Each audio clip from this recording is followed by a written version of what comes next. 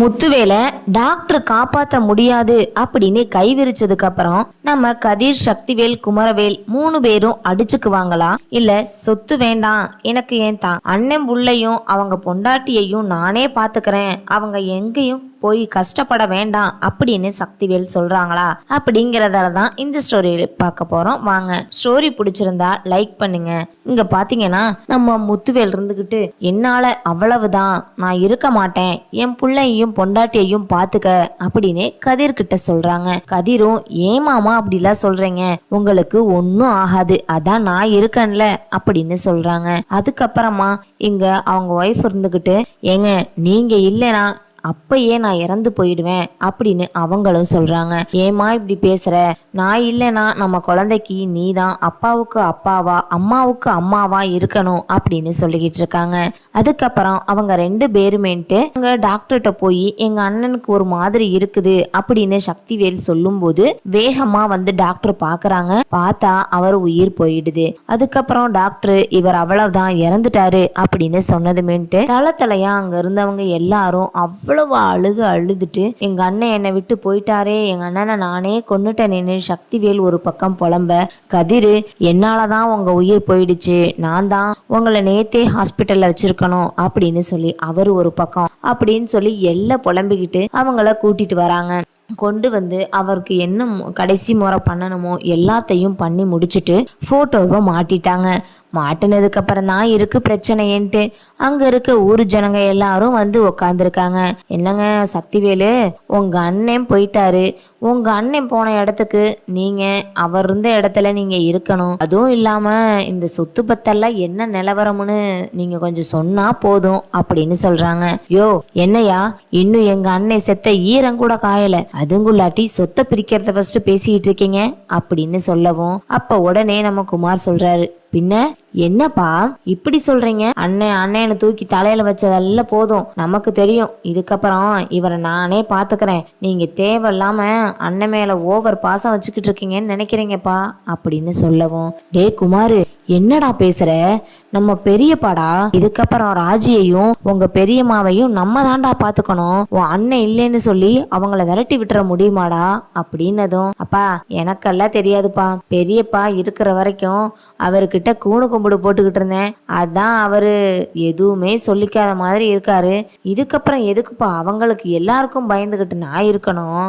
நான் என்ன பண்ணணுமோ அதை நான் பண்ணிக்கிறேன், இதுக்கப்புறம் எனக்கு யாரும் தேவை கிடையாது அப்படின்னு சொல்றாங்க. டேய் தேவையில்லாம பேசிக்கிட்டு இருக்க, பெரியம்மா ரொம்ப மனசு உடைஞ்சு போயிருக்காங்க அப்படின்னு சொல்லவும், இங்க பாருங்க பெரியவங்கள, நீங்க வந்திருக்கீங்க, வந்ததும் வந்தீங்க, கையோட சொத்தை பிரிச்சு விட்டுட்டு போங்க அப்படின்னு சொல்றாங்க. அப்ப உடனே நம்ம கதிர் இருந்துகிட்டு, குமரவேலுக்கெல்லாம் கொஞ்சம் கூட ஈவு இறக்கமே கிடையாது, ஏன் என் அத்தையையும் என் பொண்டாட்டியையும் எனக்கு பாத்துக்க தெரியும், நீங்க சொத்து முழுக்க கூட வச்சுக்கங்க அப்படின்னு சொல்றாங்க. அப்போ உடனே பெரிய மனுஷங்கள்லாம், என்னப்பா ஏன் கதிர் இப்படி பேசுற, அவங்களுக்கு சேர வேண்டியது அவங்களுக்கு கொடுத்துதானே ஆகணும் அப்படின்னதும், நீங்க என்னங்க பெரிய மனுஷங்க பேசுறீங்க, அவர் ஒத்தையா அந்த குடும்பத்தை ரன் பண்ணாரு, இன்னைக்கு அவர் குடும்பத்தை பார்த்துக்க யாருமே இல்லை, அதை பார்த்துக்கிறத விட்டுட்டு அவங்க தான் சொத்து பிரிக்க சொன்னாங்களாம், இவரு சொத்து பிரிக்க வந்துட்டாங்களாம், தயவு செஞ்சு போறீங்களா அப்படின்னு சொல்லி அனுப்பி விடுறாங்க. அதுக்கப்புறம்,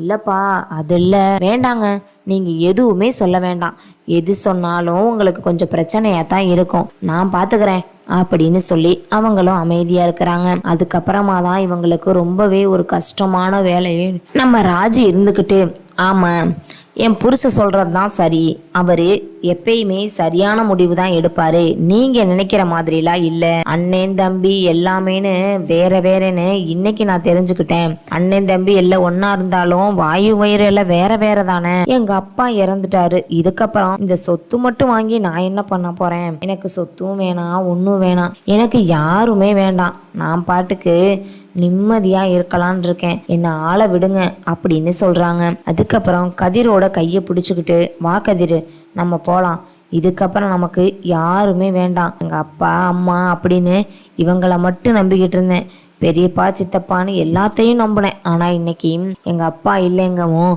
எல்லாரும் உனக்கு யாரு அப்படிங்கிறத இவங்க காட்டிட்டாங்க அப்படின்னு சொல்லிட்டு தன்னோட அம்மாவை கூட்டிக்கிட்டு ராஜி கிளம்புறாங்க.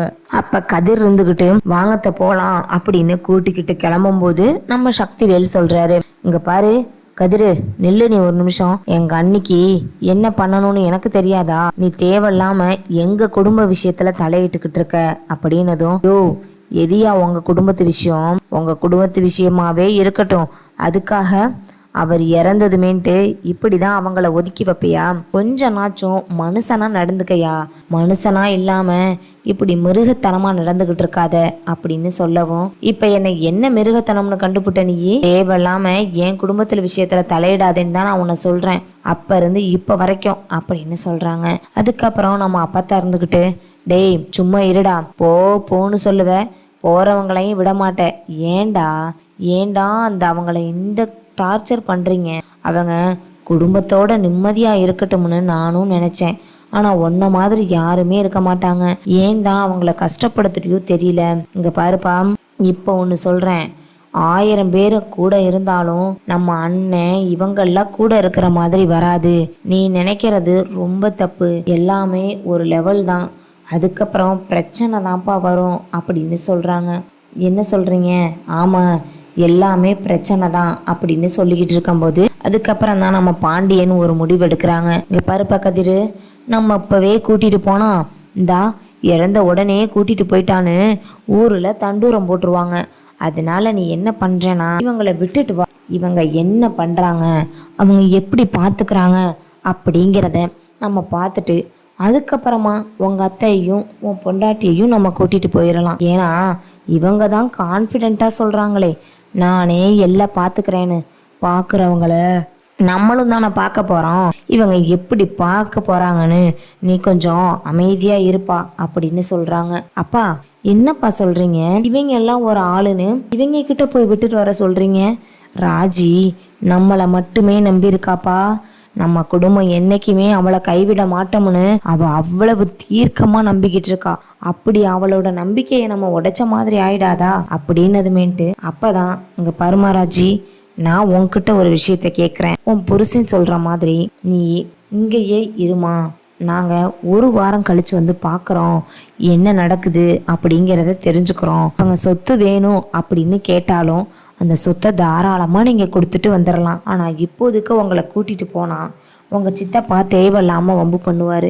எதுக்கு இந்த வம்பு வழக்குன்னு? அதனால தான் நானே ஒரு நல்ல முடிவு எடுத்திருக்கேன். என் முடிவில் நீ கான்ஃபிடெண்ட்டாக இருமா அப்படின்னதும், சரிங்க மாமா நான் பார்த்துக்கிறேன், இதுக்கப்புறம் நான் யாரையும் டார்ச்சர் பண்ணுற மாதிரி இல்லை, எல்லாருமே நடிக்கிற மாதிரி நல்லவங்களாக தான் இருக்காங்க.